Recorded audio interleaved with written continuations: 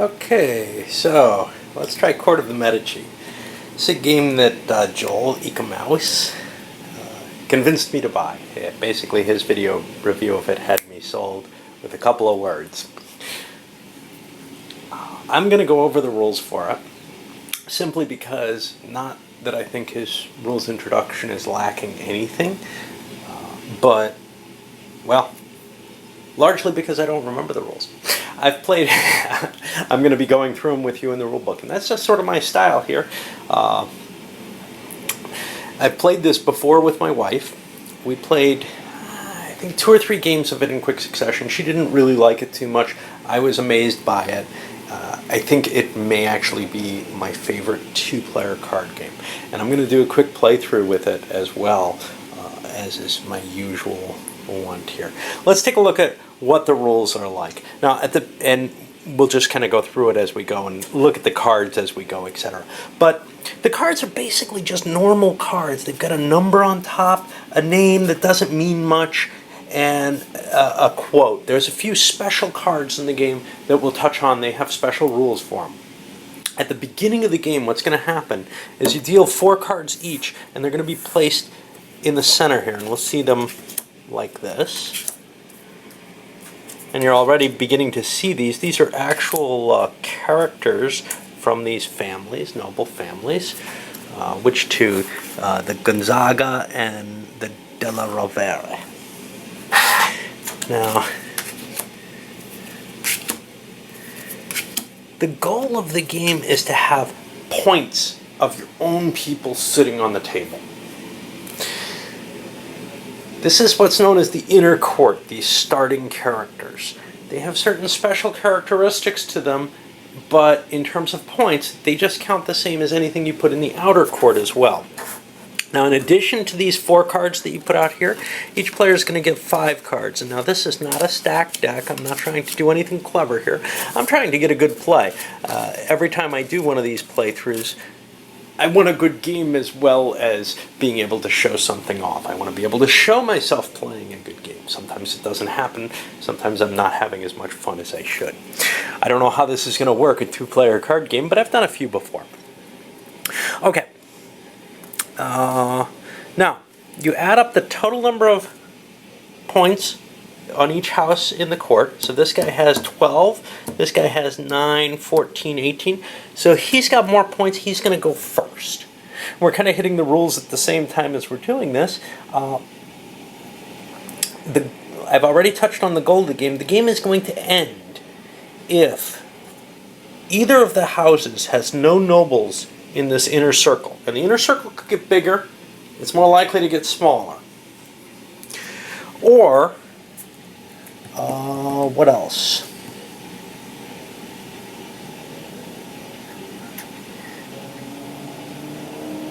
Nope, that's it. Okay. And then whoever has the most points in the court as a whole, on the table basically, wins the game. Now, let's see what we got here. So each player on their turn has to play a card. There's going to be 4 things you can do on your turn to play a card. You can send a noble to court. That's just flipping a card face up in front of you in the outer court or whatever, and there's some points that are available. If you're close to winning, that might help. Build an alliance. Okay. Building an alliance means you stack the cards on top of some other cards. You'll see what the value of that is as we go through the rules. But basically, alliances are actually more dangerous than just some dude alone in the court. And you can place that either in the inner circle or in the outer circle. And it doesn't have to be on your own people. You can create an alliance with other people's stuff. More likely, you're going to conspire.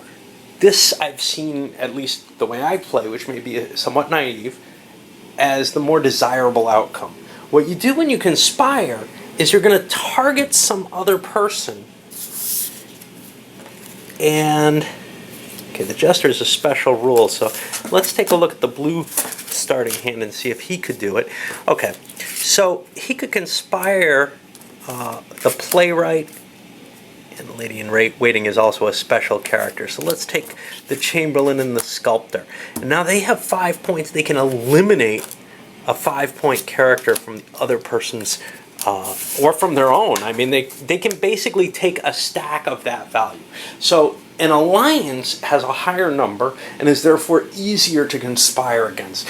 It's almost impossible to conspire against a low-valued card because you have to put another card in play for it. So for example, for me to conspire against the Minister, I would have to have a 0-point card and add another 0-point card to it in order to do that. Okay. And then you can plan for the future. You take one of the cards from your hand and you slip it underneath your deck. This probably doesn't happen very much. It's got one major value. One is you're getting rid of cards that maybe you don't want to play right now. But that's usually, I think, not a terribly wise idea. But there's a reason you want your card on the bottom of the deck to be a very high-valued card, which we'll see in a bit. Again, I may be very naive. I've only played it a few times. Now, once you've played your single card and taken your action, you draw a new card. And then it's the other player's turn, and he does the same thing. All right.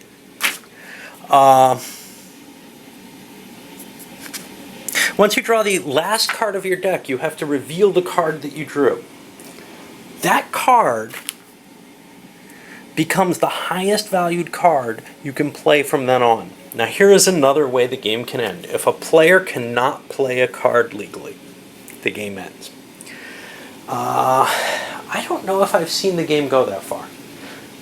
Generally, I think I've always seen the inner court die first. But it is another way that the game can end. Okay, some of these special cards that have effects. The Minister, if he builds an alliance with an existing alliance with at least 2 nobles, all the nobles of that alliance except the Minister are discarded out of play. If the alliance was in the inner circle, then the Minister is in the inner circle. Now this has no strength if you build an alliance with just one character. It's got to be with 2 other characters. He's a very powerful character. He can wipe out a stack of pieces of cards that you don't want on the board. The Lady in Waiting. Now she's kind of interesting. If you build an alliance with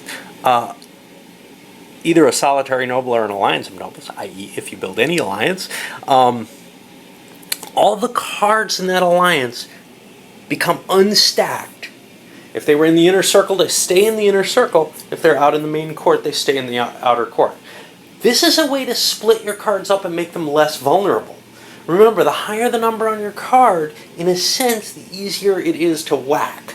That may be, there may be some exceptions to that. If a stack gets very, very large and very strong, it may be impossible for someone to catch up to it. Which is another factor. I've never seen that happen in my couple of plays. And finally, the third special card is the Jester. The Jester, we saw an example of him. We actually saw an example of the Lady in Waiting as well. But the Jester has an X. Whoever's turn it is gets to choose all the Jester's values, each individually, any number between 1 and 10. Am I getting that right? Is it individually? I believe so. Yes. Okay. You can eliminate your own nobles as part of a conspiracy. It takes at least 2 nobles to perform a conspiracy. You can't play a card down and say, I'm a conspiracy all by myself. It has to be on top of another noble. It doesn't have to be your own noble, though. You can play off the other guy's cards to get the right points. You can only perform actions when you play a card by actually playing the card. You can't, like, oh, I've got a conspiracy here. These guys are already in play. They're already settled. Once a card is discarded, it's no longer in court. If both players consecutively plan for the future, just basically discarding under their deck for 3 turns consecutively, the game's over in a draw. I don't know how often that would happen. And then there's an optional rule, which I don't know the value of. When you play with a pair of nobles of the same rank from your house on the board, you can draw another card to replace them until you do not have any matching nobles. So this guy would be able to replace one of these, and I guess you reshuffle. Okay, well, let's give it a shot. And I don't expect it's going to take very long. Remember, red's the first player, and we'll do some thinking here as we go. Okay. I may have trouble playing with my hand out because my table's not terribly large. I may have to add another table. Okay, can't hit much here. The Duke card is very potent. You know what I'm going to do? I'm going to just slip him on the bottom of the deck and start over. He's on the bottom of my deck, so I don't want to play another card on the bottom necessarily until I've gotten him out of play, perhaps. Now here, we're looking at what can we target. And this is kind of how I think of the game. What can I hit? What can I hit? Now, I've got a 2-point card I can throw on the sculptor to make a 5-point card, and I'm going to kill this, and I'm just going to put my discards over here so that I can remember where things are, you know, that they're actually completely out of play. Okay. I've done a hit, and I get another card. Let me just keep going. Okay, so now red's a little behind. There's a 5 here if I had a 1-point card, and I do with this Jester, but I'm not so sure I want to waste my Jester here. I'm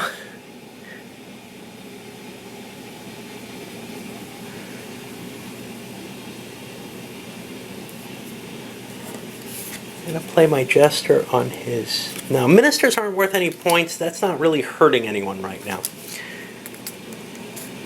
I'm going to play my Jester over on this Playwright for 5 points, and I'm going to kill his 2 cards. Why am I doing it on his? Because I'm making his cards more easier to kill rather than my own.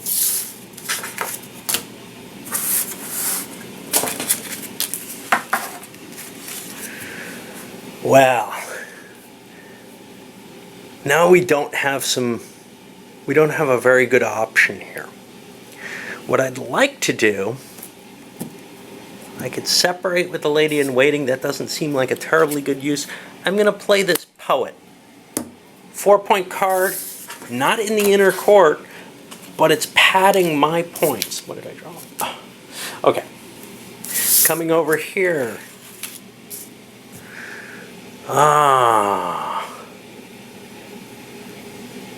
Okay, I don't see anything I terribly want to play. Low value cards are kind of nice because they can add you up to other low value cards well, but I'm going to play this Friar in my outer court. And hence kind of add to what they've got. Okay, or to what my point total is. It's not as good an addition. And one thing to keep in mind is you got to kind of keep your values here. 9, 13 versus, I think Jesters count as 1 at the end of the game. Yep. So that's 1, 5, 9, 14, 15, 16. Right now, red's in the lead. Kind of a trick of the game.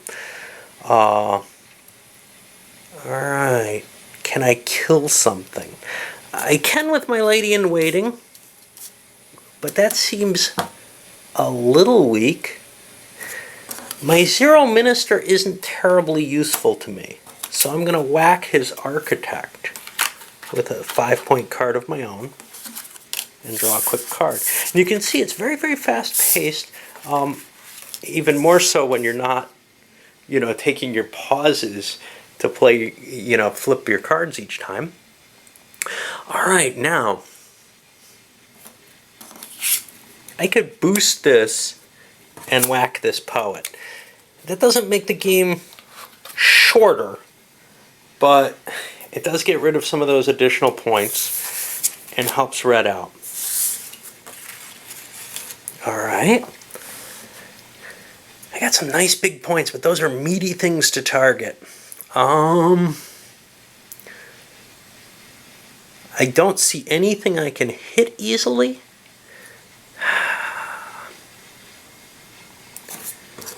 I'm going to play this Count out here. Why am I putting him out there? I'm putting him out there in a sense to tempt larger card plays by red so that I can get more of his cards out of the way more quickly, perhaps. Maybe. Okay.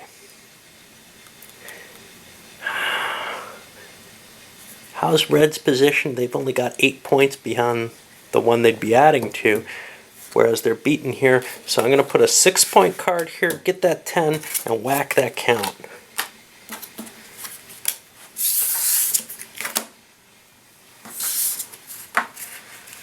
Alright, now what do I got? There's a 10. 10s are nice to kill. I like killing 10s, but I don't have the points for it. I have a lady in waiting. She can split things. That would help a little bit, kinda. I'm gonna play the lady in waiting here. And then I'll spread these out. I'm just putting the gesture over there for ease of my mind. In a lot of ways, it's tough to decide, what you're heading for. There's a lot of kind of random thoughts in this game. A lot of different kinds of strategies, different ways to head with it. Now remember, the Minister can blast a whole alliance. So I could play him here and get rid of these. And that's something Blue is really hoping for. And the fact that Blue has one of his ministers in play already is kind of painful. I don't know if I want to do it quite yet, though. Do I have any other targets I can take? This guy could be as little as a 1-point card, but I don't have any good cards to hit with. And I don't have anything great to hit there. I'm going to put another card out. And now it's Blue's turn. Now Blue has a Duke. I could kind of delay here, but there's this 10-pointer. I'm going to whack the 10-pointer. I think that's almost always a good idea, because that gets this whole stack out of the way. Bang. Now over here to Red. Oh, what am I doing? Let's see, 15, 20, 21 to 8, 9, 15. I'm way behind on points. I would like to crush some of Blue's points somehow. The highest thing they've got is a 10. I can beat that. And I can beat that with a fair-sized card by doing this and get rid of them. And I can't say my play is optimal in the least, but this is not far from how my wife and I found it to play when we were going. Okay, well, this guy's a 10, and I don't have a way to get to 10 against him using my own cards, but I could use this to hit a 10. Is that worth it? Is that what I want to do? I think so. I think getting rid of a big point card, even if it means throwing some of my own out there, doesn't really hurt much. And that puts us back in Red's hands. Now Red is less interested in killing this. It's only 2 points in Blue's favor. So now it becomes more of a, all right, well, what do I want to do? I could still kill 2 of these with my Minister, but I'm not too close to ending the game yet. I'll throw this Captain General on the board and keep padding my points upward. And now here, what do we got for them? So now he's looking at 13 and 8 is 21 points to 11, 12, 17. He needs more points, whatever he's doing. I don't have any easy hits here. I don't have any low-valued cards to really smack people with. I'm going to plan for the future, but I'm not going to play my Duke. This game seems to be taking a while. I'm going to play a lower valued card and be heading upward. Okay, now he doesn't have this option of, say, slipping the Countess under there, because that might defeat his Duke. So, well, right now, that was kind of a free pass, wasn't it? because the points that he's accumulated aren't really disappearing from the board. He can just keep piling points out there. That seems like a good idea. I'll put this sculptor in play. Now, it's kind of a pain to put these low-value cards out because they're easy to use to hit other cards with. So if there was a low-valued card you can combine, like these two could create a 7, but I don't know. There's just so many different thoughts in play here. Now over here, what does he want to do? He'd like to start getting rid of some of them red cards, but that's tough to do. Got some higher valued ones up there.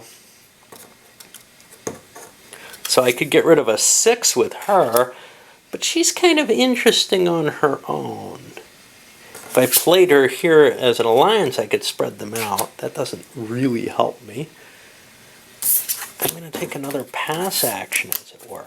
Now that keeps me having more cards to play. Of course, I'm falling behind on the point thing, which is a problem. Because what can we do here? This is a 10, not in my favor. I'm going to kill it. Yeah, I killed one of my own. The game's getting very close to my guys being able to disappear, and I've got a lot of points here. I've got 23 points sitting here. He's only got 11. So I'm putting a danger in place for blue. He's got to deal, in a sense, with trying to think about how to protect this situation. He can't just kill this piece because the points aren't there anymore. He's kind of let himself get into a dangerous position. Now, what did I say he has? He has 11. He has 14, 23. I want to start adding some points to the board, so I'm going to throw a 7-point card out there and see what happens. Now, that's still not enough. If red could get rid of this card, which it's very difficult to get rid of a single card alone, if he had a minister and there were 2 stacked together out here, he could wipe it out. But he doesn't have that option.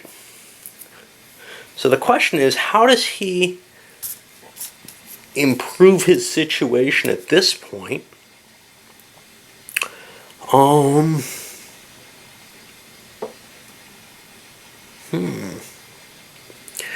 It's kind of tough. It's kind of hard to see that there's any value anywhere, except perhaps in just throwing more cards out. I'm going to put this in a stack. This is getting kind of big to that point where it's hard to kill, I think. A minister could wipe it all out. The hell with that. I'll just put it there. Okay.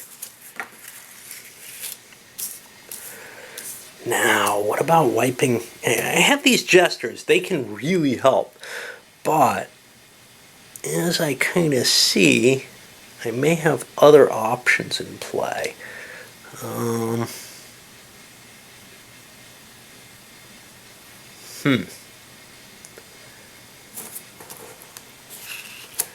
gotta figure out how not to get her killed.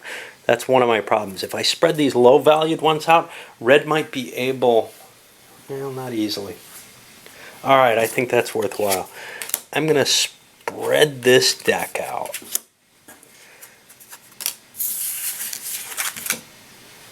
Making it harder to kill my pieces. Okay, what's red doing here? Red would love to kill this piece, but they do not have a way. They can't use their ministers for any value. So now the question is, what can I wipe out?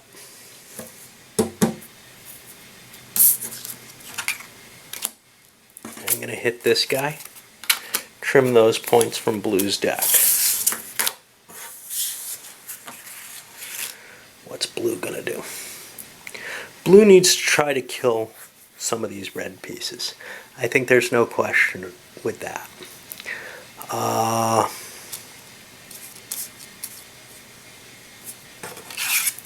An 8's not a bad card. I could kill this one.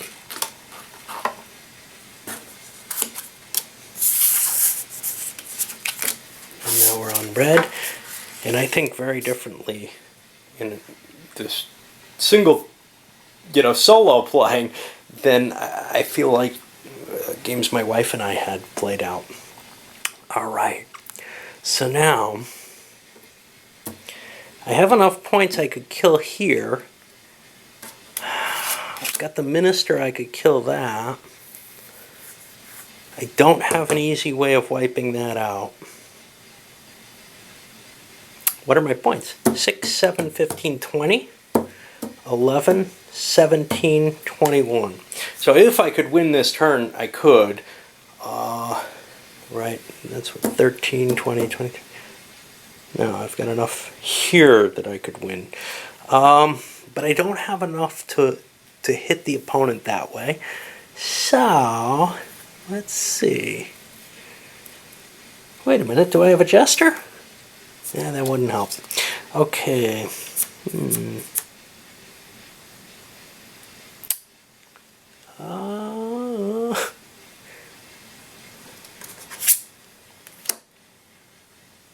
That's not going to work. Right. Having a lot of trouble finding a good point play here. I'm going to load this one up, come back, probably jam it all into one vid. Okay, I'm afraid I have a limitation based on my camera. It only holds 28 minutes. So, what am I doing here? I'm looking for something to kind of gain an advantage on blue at this point.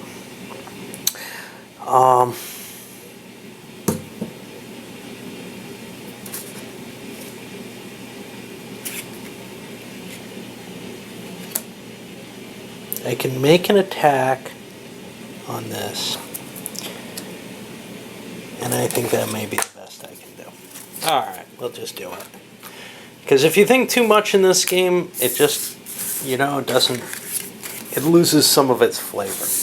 So now the question is, where's blue? 6, 7, 12. Red's obviously way ahead. Blue doesn't have an easy way to keep this red piece in play, but it's going to be hard to kill. What blue can do is start wiping out some red pieces. We got a 10 there. There's a 10. Bang. And there they go.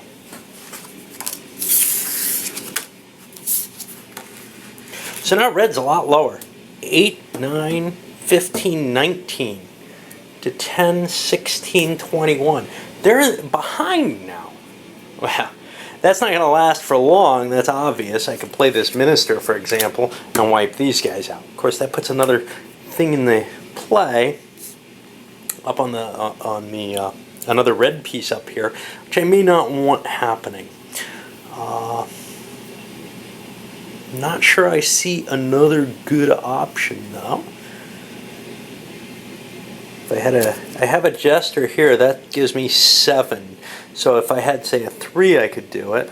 I don't have that. I've got a 1. I could conspire rather than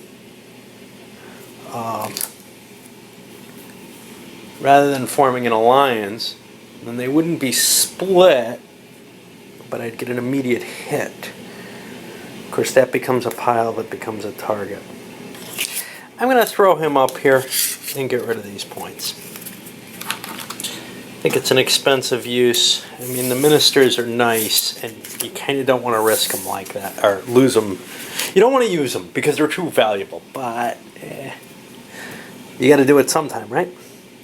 Okay, so now what can I do? Jesters are risky too, because whatever pile they're on becomes incredibly easy to hit.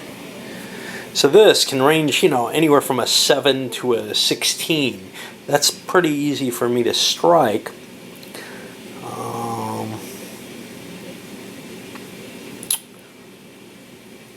Now, right now, I'm only at 11, and my opponent is at more, not even, and I'm nowhere near closing the game at this point where I was before.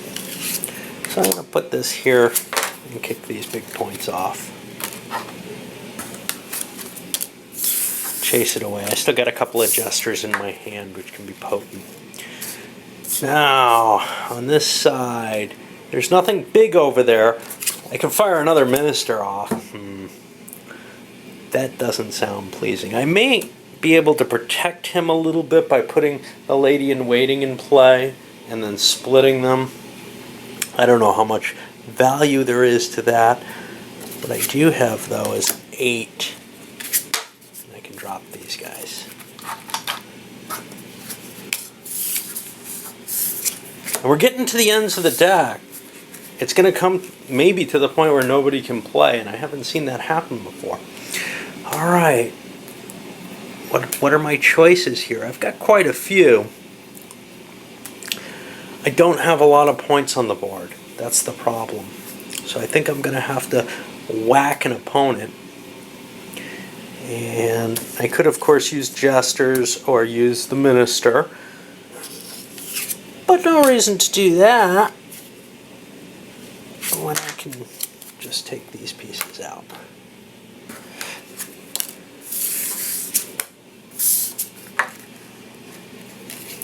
Okay, now red's back in the place where if they could kill this, well, these are all inner court, I believe. Maybe haven't done a great job of keeping them set up that way, but I think that's the case. So, what can we do here? Nothing I can really see that just obviously dropped in my head. I could wipe this, and that would put me in a very powerful position, but I'd still have to get rid of this guy. So I'm going to do this. I'm conspiring, not using her for her special ability, and that gets rid of that. And now, things look very, very powerful for red. And blue needs to figure out a way to handle this. Now, I can wipe these out, but then these guys are at great risk. And this puts me in a really dangerous position where I feel like I almost have to play to pad my holdings. And I'll do that by putting this lady out, I think. What if one of these goes? I lose. That's not going to help. If they kill these, I lose. So, well, I kind of got to chance this how I can. So I've got 8. The jester can be worth 10, so I'm making this a 16, and I'm killing this stack.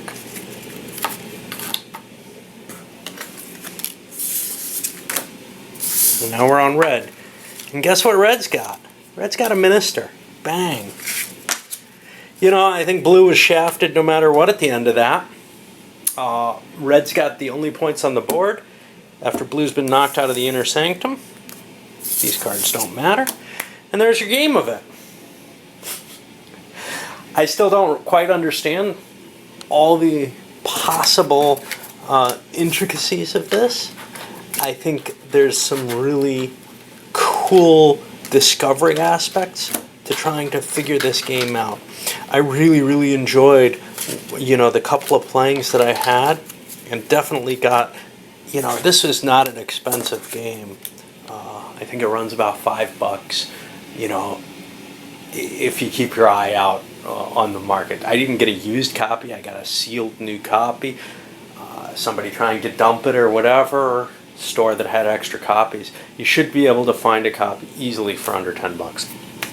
I'll be back in a moment with a review.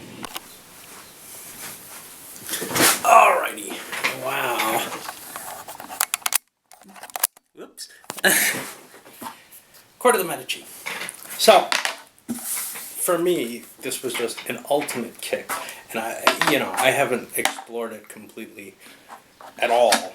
I'm not sure if the little tricks that I've tried playing in it that maybe worked against my wife are the right things to be doing or not. I also don't know how to put the game away.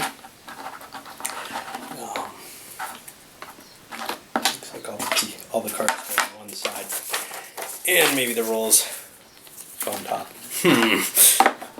Okay. Tiny little thing, fits in your pocket. It's just a card game after all.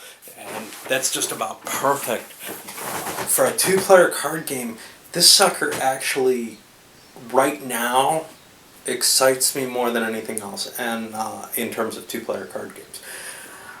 I've got a few that have kind of, a little bit more spreading out, a little bit more table space, more complicated things like Caesar and Cleopatra that are kind of interesting games. Traditional card games for two players generally have not thrilled me much. I mean, what kind of exploration, strategy, etc. is there really in, say, a game of gin? There's what are you going for, and what's the other guy holding, and you're trying to kind of figure that out. Can you get away slipping this card? Will you get lucky with it? Will you get a lucky draw or whatever? With this one, though, I just don't feel like the strategy is out there. I don't feel like, it's just obvious when you pick up the cards what you're supposed to do, what you should, where you're trying to head. Are you trying to build things up? Because it's possible if you build up a stack big enough that it'll be hard to kill. I don't think you want to do that. I think heading in that way, you'll almost always get assassinated on the way out. I think what you want to do is kind of spread out, but it's just not clear to me yet. And for example, the choice is to put those big high cards under your deck. Well, if you don't get to them, you're not getting them out on the score table, so you're not... Those cards kind of serve a purpose in the sense that if you put a big 15 out there, somebody's got to build up to 15 to kill it. And then they're vulnerable. And they've put a decent amount of effort into that, whereas you've just thrown a card down. A card that if you put at the bottom of your deck, you may never get to play. Every card you put at the bottom of the deck, I think, kind of hurts you in the sense that you're losing a play. You're losing a chance to kill an opponent's piece or to put an additional piece of your own out. I think that may be a big part of why Red ended up winning, is that Blue put an extra piece under their deck. They put 2 cards under their deck. Red only put 1. For whatever reason. But those are cards that aren't at risk that could come in late and really help you finish off a big stack if it happens or something. It's just, there's no comprehension for me of what optimal play kind of is. If I play gin, I can think to myself, I can optimize my chance of going out, and that's what I want to do. Same thing with something like Express, which I have back here. I can kind of really get an idea of what I'm trying to do. I may not have the best choice, but I know that I'm working more or less in the right direction. With this thing, I can't be sure that I'm heading in the right direction. It kind of reminds me, games like Go and Twixt, the exploration stage where you're trying to figure out, I can play this pattern, and it wins. And you get kind of this adrenaline rush from that win, so you keep doing it. Well, there's a counter, there's a way to oppose it. Eventually, in something like Go, certainly, and Twixt, you step back and say, okay, if I play here, there is a counter, but there are some plays that are good enough that there's not a counter that's devastating. And that may be the case with this, that at some point or another, you kind of level into a game where it is more, this play reaction that's making sense somehow in your head. But right now I don't have that. And either way, I'm going to really enjoy this. If it comes...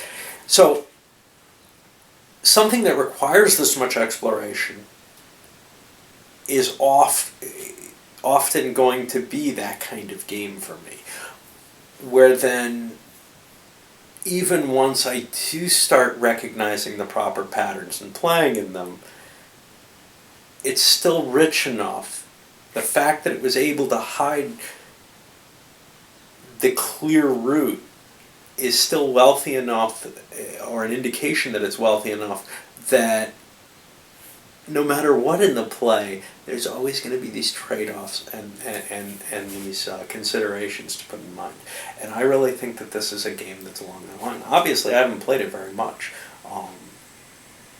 but from what I've seen, it's really excited me. I mean, compared to something like cribbage, where you're just kind of, I don't know, It's just it just it seems at such a higher level than most two-player card games that I've seen, or Honeymoon Bridge. These are all either almost all luck or trying to kind of manage that luck. Whereas this, I feel like there really is strategy and patterns of play, which may be affected by that luck. But certainly they're going to be in a game like this, but that really provide a much, much richer playing opportunity than I'm used to seeing in a two-player card game at all. I can't think of anything that touches in quite this manner. All right, up this goes.